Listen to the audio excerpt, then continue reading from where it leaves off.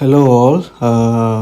Again நம்ம வந்து இன்றைக்கி செகண்ட் வீடியோ போட்டிருக்கோம். ஸோ இந்த ஸ்டேட் கவர்மெண்ட் சீரீஸோட செகண்ட் வீடியோ. ஸோ இதுக்கு முன்னாடி வந்து நம்ம லாஸ்ட்டாக போட்டதில் வந்து என்ன பண்ணியிருக்கோம் அப்படின்னா, அதில் வந்து ஒரு சீஃப் மினிஸ்டர் கேண்டிடேட் வந்து வின் பண்ணதுக்கப்புறம் அவருக்கு முன்னாடி இருக்க சேலஞ்சஸ்லாம் என்னென்ன மாதிரியான சேலஞ்சஸ்லாம் அவர் ஃபேஸ் பண்ணுவார் ஒரு கவர்மெண்ட் ஃபார்மேஷன் பண்ணுறதுக்கு முன்னாடி அப்படின்ற விஷயத்தை பற்றிலாம் நான் வந்து டிஸ்கஸ் பண்ணியிருக்கேன். ஸோ அதை பார்க்கலன்னா அந்த வீடியோ வந்து பாருங்கள்.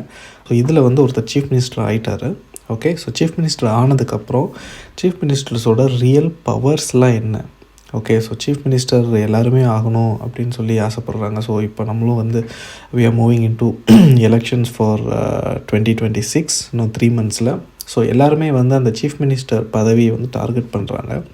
ஸோ நமக்கும் வந்து சீஃப் மினிஸ்டரோட பவர்ஸ் என்ன அப்படின்னு சொல்லி நம்ம யார்கிட்ட கேட்டோம் அப்படின்னா, நம்ம வந்து பொதுவாக சொல்லுவோம், okay he is the highest authority, அவர் தான் வந்து எல்லாத்தையுமே கண்ட்ரோல் பண்ணுறாரு, அவர்கிட்ட தான் வந்து போலீஸ் பவர் இருக்குது அப்படின்னு சொல்லியிருப்பாங்க, நம்ம கேட்டிருப்போம். பட் ஆனால் அது மட்டும்தான் அவரோட பவரா? ஸோ கான்ஸ்டியூஷனில் சீஃப் மினிஸ்டருக்கு என்னென்ன மாதிரியான ஆக்சுவல் பவர்ஸ் கொடுத்துருக்காங்க அப்படின்றத பற்றி இதில் நான் வந்து டீட்டெயிலாக டிஸ்கஸ் பண்ணுறேன். இது வந்து எக்ஸாம் ப்ரிப்பேர் பண்ணிகிட்டு இருந்தீங்கன்னா உங்களுக்கு வந்து ரொம்ப யூஸ்ஃபுல்லாக இருக்கும். அதே மாதிரி பாலிட்டிக்ஸில் இன்ட்ரெஸ்ட் இருக்கவங்களுக்கும் ரொம்ப யூஸ்ஃபுல்லாக இருக்கும். அண்ட் தென் ஏதாவது பொலிட்டீஷியன்ஸ் ஆக போகிறீங்க ஆஸ்பிரன்ஸ் அப்படின்னா உங்களுக்கும் இது வந்து ரொம்ப யூஸ்ஃபுல்லாக இருக்கும். ஸோ இதில் வந்து டைரெக்டாக உள்ளே போகலாம் இப்போது. ஸோ ஃபஸ்ட்டு வந்து நம்ம என்ன பார்த்தோம் அப்படின்னா, சீஃப் மினிஸ்டர் வந்து யார் அப்படின்னா real executive. Okay, so chief minister வந்து என்ன சொல்லியிருப்போம் அப்படின்னா ரியல் எக்ஸிக்யூட்டிவ். ஓகே, ஸோ நான் இங்கே எழுதுகிறேன். ஸோ சீஃப் மினிஸ்டர் வந்து பார்த்திங்க அப்படின்னா ரியல் எக்ஸிக்யூட்டிவ் அப்படின்னு நம்ம பார்த்தோம். ஓகே, ஸோ ரியல் எக்ஸிக்யூட்டிவ்னால் என்ன அப்படின்னா, ஒரு அதிகாரம் செலுத்தக்கூடிய வகையில், அதாவது ஸ்டேட் கவர்மெண்ட்டில் அதிகாரம் செலுத்தக்கூடிய வகையில் இவர் தான் வந்து முதன்மையானவர். Okay, his powers are real powers. Okay, governor வந்து என்ன அப்படின்னா nominal powers. Okay, so nominal executive அப்படின்னு சொல்லுவோம். ஓகே, ஸோ கவர்னர் வந்து அதே மாதிரி வந்து ஹெட் ஆஃப் த ஸ்டேட் அப்படின்னு சொல்லுவோம். ஹெட் ஆஃப் தி ஸ்டேட் அப்படின்னு சொல்லி கவர்னர் வந்து சொல்லுவோம். இவர் வந்து ஹெட் ஆஃப் தி கவர்மெண்ட் அப்படின்னு சொல்லி நம்ம வந்து சொல்லுவோம். ஸோ அதே மாதிரி நம்ம போன வீடியோவில் வந்து ஒரு ஸ்டேட்டோடைய முக்கியமான அங்கங்கள்லாம் என்ன, so what are all the major parts in state அப்படின்னு சொல்லி நம்ம பார்க்கும்போது, ஃபஸ்ட்டு வந்து கவர்னர் இருப்பார், செகண்டு வந்து சிஎம், மூணாவது வந்து கவுன்சில் ஆஃப் மினிஸ்டர்ஸ் அப்படின்னு சொல்லியிருப்பேன், கவுன்சில் ஆஃப் மினிஸ்டர்ஸ், நாலாவது வந்து அட்வொகேட் ஜென்ரல் ஆஃப் ஸ்டேட் கவர்மெண்ட்டோட அட்வொகேட் ஜென்ரல். ஸோ ஆல்ரெடி இதில் வந்து நம்ம பார்த்திங்கன்னா சிஎம்மை பற்றி தான் இப்போ நம்ம வந்து பார்த்துட்ருக்கோம் இந்த சீரீஸில். ஸோ இதில் வந்து பார்த்திங்கன்னா சிஎம்மோட பவர்ஸ்லாம் என்ன அப்படின்னு சொல்லி நம்ம பார்க்குறோம். ஸோ பவர்ஸ் ஆஃப் சிஎம் வந்து என்ன, real power by constitution. So கான்ஸ்டிடியூஷனில் சொல்லியிருக்கக்கூடிய ரியல் பவர்ஸ்லாம் என்ன அப்படின்றத வந்து நம்ம வந்து பார்க்குறோம். ஓகேவா? ஸோ இப்போ வந்து இந்த கவுன்சில் ஆஃப் மினிஸ்டர்ஸ் அப்படின்னு சொல்லியிருப்போம். ஓகேவா? ஸோ கவுன்சில் ஆஃப் மினிஸ்டர்ஸ்னால் யார் அப்படின்றது நமக்கு தெரியும். ஸோ கவுன்சில் ஆஃப் மினிஸ்டர்ஸ்னால் யார் அப்படின்னா அமைச்சர்கள், தமிழில் சொல்லணும் அப்படின்னா. ஸோ ஒரு கவர்மெண்ட்டில் வந்து பார்த்திங்கன்னா பல டிபார்ட்மெண்ட்ஸ் இருக்கும். ஸோ எல்லா டிபார்ட்மெண்ட்ஸ்க்குமே வந்து பார்த்திங்கன்னா நமக்கு வந்து அமைச்சர்கள் வந்து இருப்பாங்க. ஸோ இந்த கவுன்சில் ஆஃப் மினிஸ்டர்ஸை செலக்ட் பண்ணுறது யார் அப்படின்னா வந்து சிஎம். ஸோ சிஎம் தான் வந்து யார் யார் அமைச்சர்களாக இருக்கணும் அப்படின்னு வந்து செலக்ட் பண்ணுவார். ஸோ இதை வந்து கிளியராக பார்த்துக்கோங்க, செலெக்ஷன் தான் சிஎம் பண்ணுவார். அப்பாயின்மெண்ட் பண்ணுறது வந்து யார் அப்படின்னா governor. So governor will appoint the council of ministers. Okay, select பண்ணுறது யார் அப்படின்னா சிஎம் தான் வந்து செலக்ட் பண்ணுவார். ஓகே, ஸோ இது வந்து first power. So council of மினிஸ்டர்ஸை வந்து செலக்ட் பண்ணுறதுக்கான பவர் வந்து சிஎம் கிட்ட இருக்குது. அதே மாதிரி அடுத்த பவர் என்ன அப்படின்னா செலக்ட் பண்ணுறது மட்டும் இல்லாமல் கிவ் டைரக்ஷன்ஸ். ஓகேவா? கிவ் டைரக்ஷன்ஸ் அப்படின்னா ஒரு துறையில் ஒரு அமைச்சர், ஃபார் எக்ஸாம்பிள் நம்ம வந்து பிடபிள்யூடி அப்படின்னு எடுத்துக்கிட்டோம்னு வச்சுக்கோங்களேன், பப்ளிக் ஒர்க்ஸ் டிபார்ட்மெண்ட், ஸோ பொதுப்பணித்துறை. ஓகேவா? இதுக்கு வந்து ஒரு மினிஸ்டர் இருப்பார். ஓகேவா? ஸோ இந்த மினிஸ்டர் வந்து என்னென்னலாம் வந்து இதில் பண்ணணும், இதோட வந்து பாலிசிஸு, ஓகேவா, ஸ்கீம்ஸு, ஓகேவா, சேஞ்சஸ், ஓகே, ஸோ எப்படி வந்து இவர் இந்த மினிஸ்ட்ரியை நடத்தணும் அப்படின்னு வந்து சீஃப் மினிஸ்டர் தான் வந்து இவரை வந்து கைட் பண்ணுவார். ஸோ சீஃப் மினிஸ்டர் வந்து சொல்லக்கூடிய விஷயங்களை தான் இந்த மினிஸ்டர் வந்து எக்ஸிக்யூட் பண்ணணும். ஸோ இதிலிருந்து நமக்கு என்ன தெரியும் அப்படின்னா, கவுன்சில் ஆஃப் மினிஸ்டர்ஸை வந்து சிஎம் தான் வந்து கண்ட்ரோல் பண்ணுறாரு. ஓகேவா, கண்ட்ரோல் பண்ணுறது. ஸோ இது வந்து ஒரு முக்கியமான ஒரு பவர், சிஎம்க்கு இருக்க real power as by constitution. ஓகேவா. ஸோ அடுத்து, ஸோ இது பார்க்குறதுக்கு முன்னாடி நடுவில் வந்து ஒரு சின்ன விஷயம். ஸோ இப்போ வந்து சிஎம்மோட டென்யூர் வந்து என்ன அப்படின்னு நமக்கு நிறைய பேருக்கு தெரிஞ்சிருக்காது.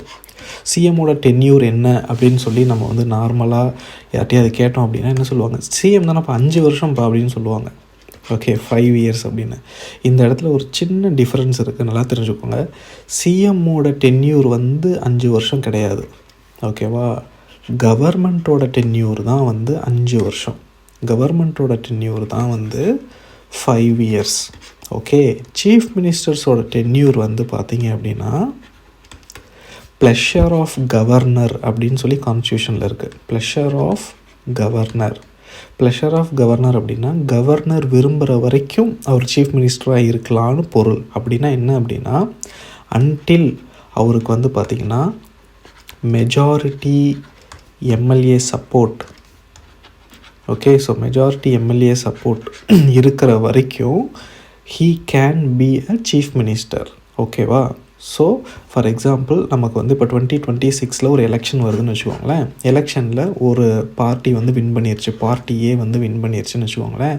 ஸோ இவங்களோட கவர்மெண்ட்டுக்கு 5 வருஷம் tenure.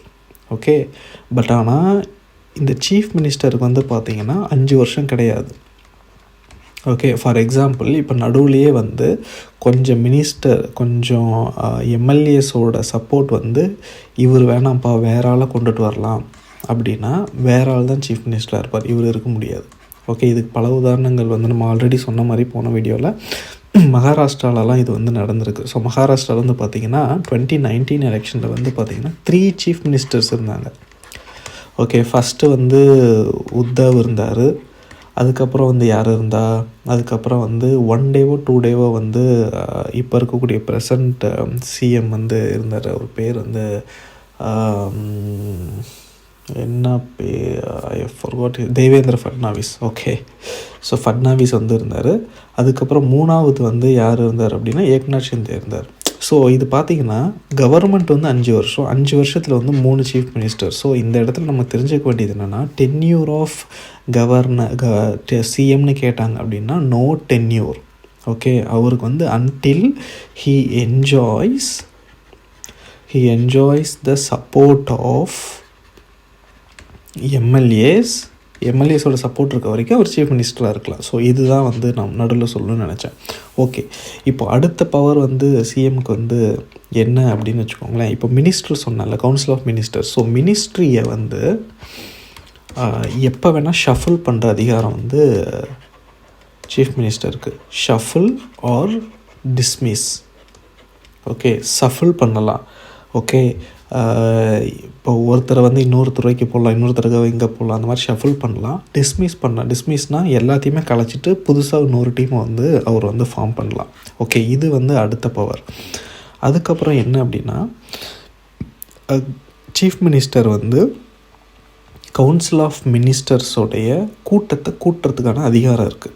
Okay, convince the meeting for council of ministers அப்படின்னு சொல்லுவாங்க. Okay, convince the meeting.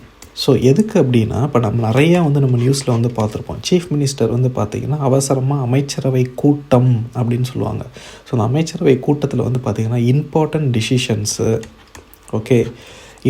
Decisions, அப்புறமா வந்து பாலிசி ஷிஃப்ட்ஸு, ஓகே, இல்லைன்னா வந்து ஒரு முக்கியமான scheme, so important scheme, okay, இந்த மாதிரி வந்து இருக்கக்கூடிய நேரத்தில் இவர் எப்போ நினச்சாலும் அவங்கள வந்து கூட்ட முடியும்.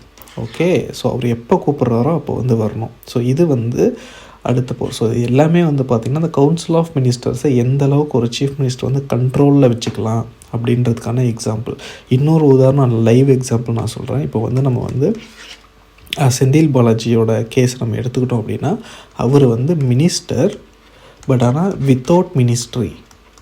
Okay, without ministry. ஸோ அந்த மாதிரி இருக்கலாமா அப்படின்னா இருக்கலாம் அப்படின்னு சொல்லி நம்ம கான்ஸ்டியூஷனில் இருக்குது. ஸோ ஒரு புதுசாக ஒரு துறையை வந்து சீஃப் மினிஸ்டர் நினச்சா வந்து உருவாக்கலாம். So he can form a department. அதே மாதிரி அவர் நினச்சார் அப்படின்னா அந்த துறையை வந்து மாற்றலாம், யாரை வேணால் மினிஸ்டரை அப்பாயின்மெண்ட் பண்ணலாம். அப்பாயின்மெண்ட் பண்ணுறவங்களுக்கு வந்து எந்த துறையை வேணால் ஒதுக்கலாம், துறையை ஒதுக்காமல் இருக்கக்கூடிய அதிகாரமும் சிஎம்க்கு இருக்குது. ஸோ அது வந்து பாசிபிள். ஓகேவா, ஆஸ் பர் கான்ஸ்டிடியூஷன். ஸோ அடுத்த விஷயம் வந்து என்ன அப்படின்னா, இப்போ இந்த வந்து கவுன்சில் ஆஃப் மினிஸ்டர்ஸோடைய tenure. So council of ministers இப்போ இருக்காங்களே, இவங்களோட டென்யூர் என்ன அப்படின்னா, கவுன்சில் ஆஃப் மினிஸ்டர்ஸோட டென்யூர் வந்து என்ன அப்படின்னா ப்ளஷர் ஆஃப் தி என்னது, இதுவும் வந்து அதே மாதிரி தான், pleasure of the governor and chief minister also. ஏன் அப்படின்னா இப்போ கவுன்சில் ஆஃப் மினிஸ்டர்ஸ் வந்து எப்போ டிஸ்மிஸ் ஆவாங்க அப்படின்னா அவங்களோட ஹெட்டு சீஃப் மினிஸ்டர் வந்து எப்போ வந்து டிஸ்மிஸ் ஆகிறாரோ அப்போ வந்து இவங்களும் வந்து டிஸ்மிஸ் ஆகிடுவாங்க. இதுக்கு ஒரு உதாரணம் வந்து சொல்கிறேன் பாருங்கள். 2016 வந்து சிஎம் வந்து ஜெயலலிதா இருந்தாங்க. ஓகே, ஸோ அப்போ என்னாச்சு அப்படின்னா அவங்க வந்து இறந்ததுக்கப்புறம் வந்து பார்த்திங்கன்னா எல்லா கவுன்சில் ஆஃப் மினிஸ்டர்ஸுமே வந்து பார்த்திங்க அப்படின்னா ரிமூவ் ஆயிடுவாங்க, எல்லாமே வந்து கலைஞ்சிரும், அதாவது டிசால்வ் ஆயிரும். ஸோ ஒரு சீஃப் மினிஸ்டர் தான் வந்து இந்த மினிஸ்டர்ஸோட head. Okay, so head. So அந்த ஹெட்டு வந்து இல்லை அப்படின்னா அந்த கவுன்சில் ஆஃப் மினிஸ்டர்ஸும் இல்லை. ஓகே, ஸோ அன்டில் சிஎம் இருக்கிற வரைக்கும் இந்த கவுன்சில் ஆஃப் மினிஸ்டர்ஸ் வந்து இருப்பாங்க. ஸோ எப்போ வந்து இந்த சிஎம் வந்து ரிமூவ் ஆகிறாரோ அப்போ வந்து இந்த கவுன்சில் ஆஃப் மினிஸ்டர்ஸும் ரிமூவ் ஆகிடுவாங்க. ஸோ இதுதான் வந்து சிஎம்க்கு இருக்கக்கூடிய ஒரு முக்கியமான வந்து ஒரு power. So controlling the council of ministers. ஓகேவா. ஸோ அடுத்து வந்து பார்த்திங்க அப்படின்னா இன்னொரு முக்கியமான பவர்ஸ் வந்து என்ன அப்படின்னா, இப்போ ஸ்டேட்டில் வந்து நிறையா வந்து கமிஷன்ஸ் இருக்குது. ஓகே, ஃபார் எக்ஸாம்பிள் வந்து SC/ST கமிஷன் இருக்குது, அப்புறமா வந்து எலெக்ஷன் கமிஷன் இருக்குது, அப்புறமா வந்து TNPSC கமிஷன் இருக்குது. ஸோ இந்த எல்லா கமிஷனுக்குமே யார் வந்து ஹெட்டாக இருக்கணும், யாரை வந்து அப்பாயின்மெண்ட் பண்ணுறது. ஓகே, ஹெட்டை வந்து அப்பாயின்மெண்ட் பண்ணுற அதிகாரம் வந்து, அதாவது இங்கே தான் மறுபடியும் அப்பாயின்மெண்ட் அப்படின்னா செலக்ட் பண்ணுற அதிகாரம். ஓகே, செலக்ட் பண்ணுற அதிகாரம் சிஎம்க்கு இருக்குது. சிஎம் யாரை செலக்ட் பண்ணுறாரோ அவரை வந்து அப்பாயின்மெண்ட் பண்ணுறது வந்து கவர்னர் சிஎம் சொல்கிறாலும் அப்பாயின்மெண்ட் பண்ணி தான் ஆகணும். ஓகேவா. ஸோ அதே மாதிரி வந்து பார்த்திங்கன்னா அட்வொகேட் ஜென்ரல். ஸோ முதல்ல நான் சொன்னேன் அட்வொகேட் ஜென்ரல். இந்த அட்வொகேட் ஜென்ரல் செலக்ட் பண்ணுறதும் சிஎம் தான். ஸோ சிஎம் தான் வந்து இந்த அட்வொகேட் ஜென்ரல் செலக்ட் பண்ணுவார். அதே மாதிரி வந்து சேர்மன் ஆஃப் டிஃப்ரெண்ட் கமிஷன்ஸ். ஓகேவா. ஸோ நீங்கள் சேர்மன் அப்படின்னு ஞாபகம் வச்சுக்கோங்க. So chairman of different commissions. So different commissions. So இதையும் வந்து பார்த்திங்க அப்படின்னா சிஎம் தான் வந்து செலக்ட் பண்ணுவார், அப்பாயின்மெண்ட் பண்ணுறது வந்து கவர்னர் பண்ணுவார். அதே மாதிரி சென்ட்ரலில் இருக்க எலெக்ஷன் கமிஷன் மாதிரி ஸ்டேட் எலெக்ஷன் கமிஷன் இருக்கும். ஸ்டேட் எலெக்ஷன் கமிஷன் அப்படின்னு சொல்லி நமக்கு இருக்கும். ஸோ இவங்க தான் வந்து பார்த்திங்க அப்படின்னா உள்ளாட்சி தேர்தல் வந்து நடத்துவாங்க, இந்த ஸ்டேட் எலெக்ஷன் கமிஷன். ஸோ இதை பற்றிலாம் நான் வந்து பின்னாடி வேறு ஒரு வீடியோவில் நான் வந்து தெளிவாக சொல்கிறேன். ஸோ இப்போ வந்து பார்த்திங்கன்னா state election commission, state election கமிஷனரை செலக்ட் பண்ணுறது எகெயின் சிஎம் தான் செலக்ட் பண்ணுவார், அப்பாயின்மெண்ட் பண்ணுறது வந்து கவர்னர். ஸோ இது வந்து அடுத்த அதிகாரம். ஸோ இதில் வந்து என்ன அப்படின்னா selecting and appointing the various persons for different commissions in state government machinery. ஓகேவா. ஸோ இதுதான் வந்து அடுத்த பவர். ஸோ அதுக்கப்புறம் இருக்கக்கூடிய ஒரு பவர் வந்து அதிகாரம் பவர் என்ன அப்படின்னா, இவர் எப்போ நினச்சாலும் சட்டசபையை கூட்ட முடியும். ஓகேவா. ஸோ அது வந்து அடுத்த முக்கியமான வந்து ஒரு ப்ரொவிஷன் அண்ட் பவர். ஸோ என்ன அப்படின்னா சம்மோனிங் அப்படின்னு சொல்லுவாங்க. Summoning or proroguing. Okay, proroguing the sessions of sessions of state legislature assembly. So ஒரு சட்டசபை ஸ்டேட் லெஜிஸ்லேச்சர் அசம்பிளியை சிஎம் வந்து எப்போ நினச்சாலும் any time he can convene to assemble, அவங்கள வந்து அசம்பிள் பண்ண முடியும். ஸோ எதுக்கு இப்போ நம்ம நிறைய நியூஸ்லலாம் பார்த்துருப்போம், சட்டசபை வந்து நமக்கு வந்து கூடுது, சீஃப் மினிஸ்டர் வந்து அனௌன்ஸ் பண்ணியிருக்காரு அப்படின்னு சொல்லுவாங்க. அப்படின்னா என்ன அப்படின்னா சட்டசபைக்கு எல்லாருமே வாங்கன்னு அர்த்தம். ஸோ அதில் வந்து என்னென்னலாம் பண்ணுவாங்க அப்படின்னா பாலிசிஸ்லாம் அனௌன்ஸ் பண்ணுவாங்க, அண்ட் தென் விவாதங்கள் நடக்கும். அது எல்லாமே நம்ம வந்து நியூஸில் வந்து பார்த்துருக்கோம். அடுத்த பவர் என்ன அப்படின்னா சீஃப் மினிஸ்டர் வந்து பார்த்திங்கன்னா எப்போ நினச்சாலும் ஒரு சட்டசபையை கலைக்க முடியும். Okay, he can dissolve. CM வந்து டிசால்வ் பண்ணுற அதிகாரம் சிஎம்க்கு இருக்குது. So CM chief minister dissolve the state legislature assembly. State legislature அசம்பிளியை சிஎம் வந்து டிசால்வ் பண்ணலாம். ஓகே, ஃபார் எக்ஸாம்பிள் இப்போ இது எப்போ அதிகமாக நடக்கும் அப்படின்னு பார்த்தீங்க அப்படின்னா எலெக்ஷன் அனௌன்ஸ் பண்ணதுக்கப்புறம் நமக்கு வந்து எலெக்ஷன் நடக்கும். எலெக்ஷனுக்கு அப்புறம் நியூ கவர்மெண்ட் வரும். ஸோ நியூ கவர்மெண்ட் ஃபார்ம் பண்ணுறதுக்கு முன்னாடி சீஃப் மினிஸ்டர் வந்து கவர்னர்கிட்ட வந்து ரெசிக்னேஷன் பண்ணுவார், letter of resignation. So resignation பண்ணோன்னே என்னாகும் அப்படின்னா ரெசிக்னேஷன் பண்ணிவிட்டு எஸ்எல்ஏ, அதாவது அந்த ஸ்டேட் லெஜிஸ்லேட்டிவ் அசம்பிளியை வந்து டிசால்வ் பண்ண சொல்லுவார். ஓகே, ஸோ ரெசிக்னேஷன் கொடுத்தோடனே கவர்னர் வந்து அதை டிசால்வ் பண்ணிடுவார். ஸோ டிசால்வ்னால் கலைஞ்சதுக்கப்புறம் புது கவர்மெண்ட் வந்து ஃபார்ம் ஆகும்.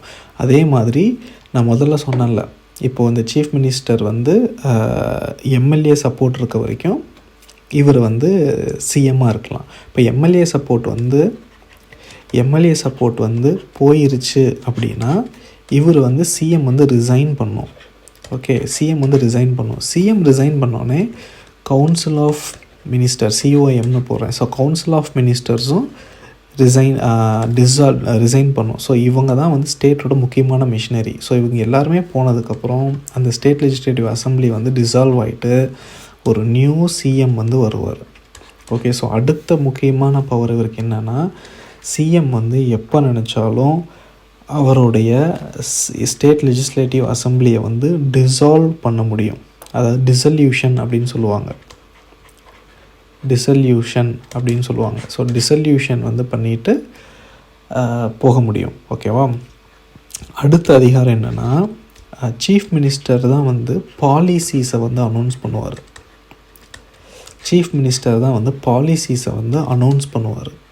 ஓகே, சட்டசபையில் நம்ம வந்து பார்த்துருப்போம். ஸோ சீஃப் மினிஸ்டர் வந்து நியூ பாலிசிஸ் வந்திருக்கு. ஃபார் எக்ஸாம்பிள் நமக்கு வந்து பார்த்திங்கன்னா இப்போ மகளிருக்கு வந்து இலவச பேருந்து, அப்புறமா வந்து ஏதாவது இப்போ லேப்டாப் கொடுக்குற டிசிஷன், இந்த மாதிரி ஏதாவது ஒரு பப்ளிக் வெல்ஃபேர் ஸ்கீமை வந்து அனௌன்ஸ் பண்ணுறது வந்து சீஃப் மினிஸ்டர் தான் வந்து அனௌன்ஸ் பண்ணுவார்.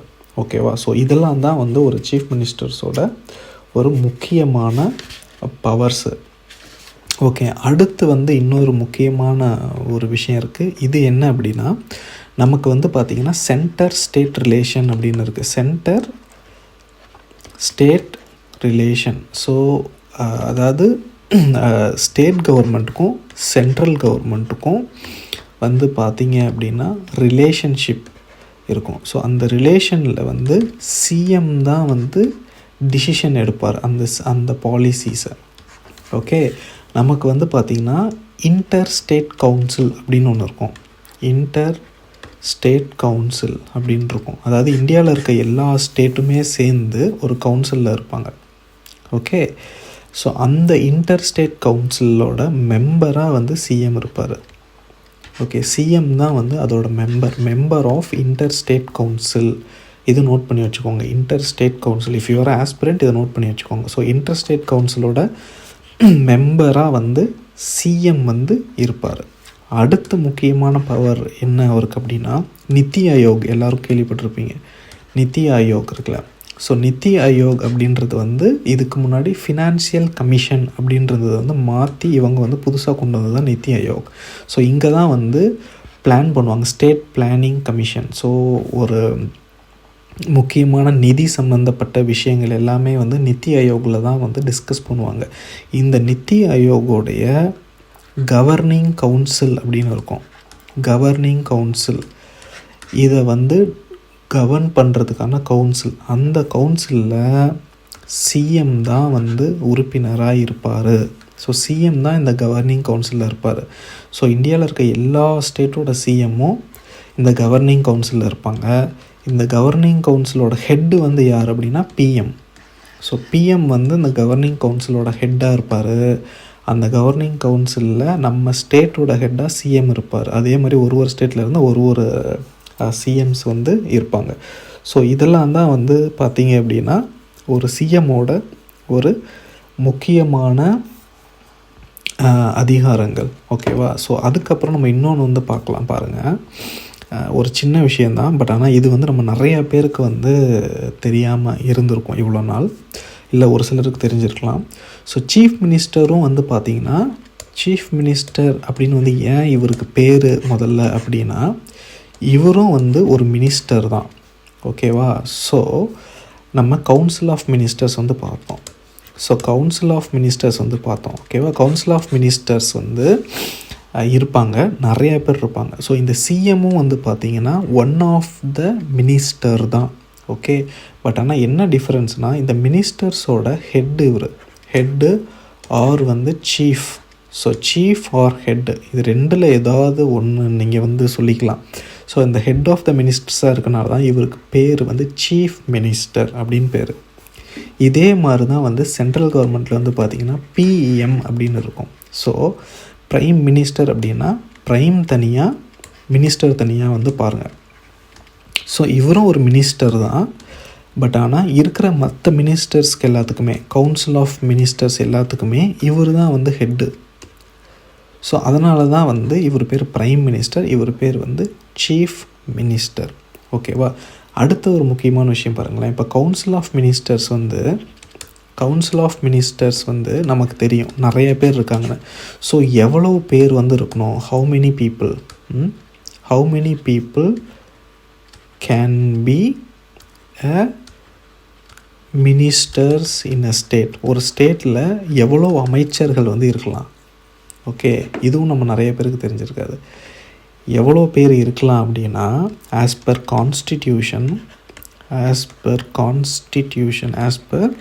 கான்ஸ்டிடியூஷன் மினிமம் வந்து பார்த்திங்க அப்படின்னா 12 பேர், 12 people. ஓகே, மினிமம் வந்து 12,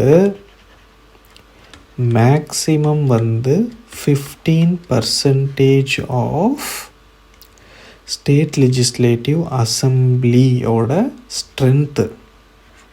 ஓகே, ஸ்டேட் லெஜிஸ்லேட்டிவ் அசம்பிளியோட ஸ்ட்ரென்த்தில் 15%.